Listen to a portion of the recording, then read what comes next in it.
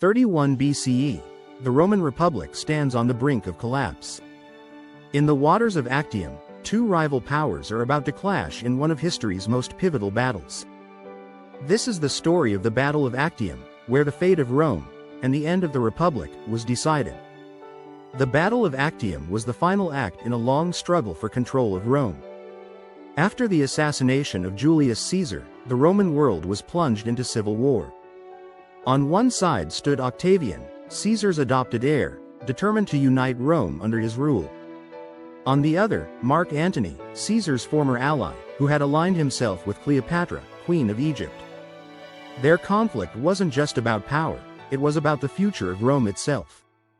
Mark Antony's alliance with Cleopatra was more than a political maneuver, it was a partnership that threatened Octavian's vision of Rome.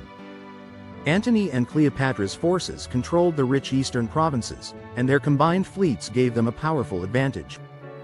But Octavian, with his brilliant general Agrippa, wasn't about to let them rule unchallenged. Both sides knew that the coming battle would decide who would control the future of Rome. On September 2, 31 BCE, the two fleets met near the coast of Actium.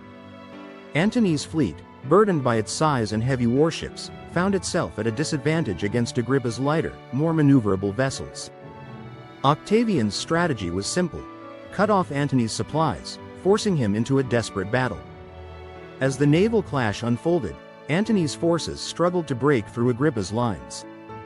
As the battle raged, Cleopatra made a critical decision. Seeing that defeat was inevitable, she sailed her ships away from the fight and back to Egypt. When Antony saw her retreat, he abandoned his own fleet, following Cleopatra in a desperate attempt to escape. This moment proved to be the turning point. Without their commander, Antony's fleet collapsed, and Octavian claimed victory. With Antony's defeat at Actium, the last hope for resistance against Octavian was shattered. Antony and Cleopatra fled to Egypt, where they would soon meet their tragic end, both committing suicide as Octavian's forces closed in.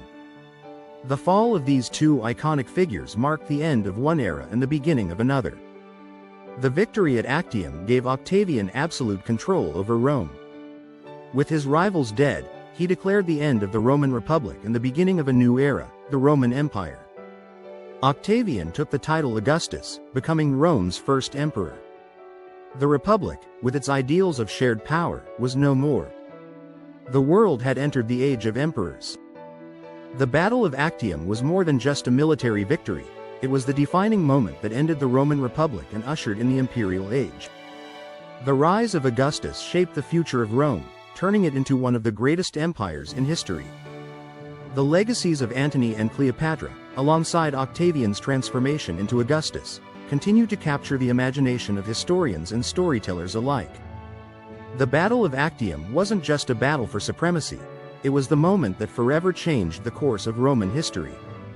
If you're fascinated by the rise and fall of empires, hit that like button, subscribe, and join us as we explore more epic battles and the legends that shaped the world.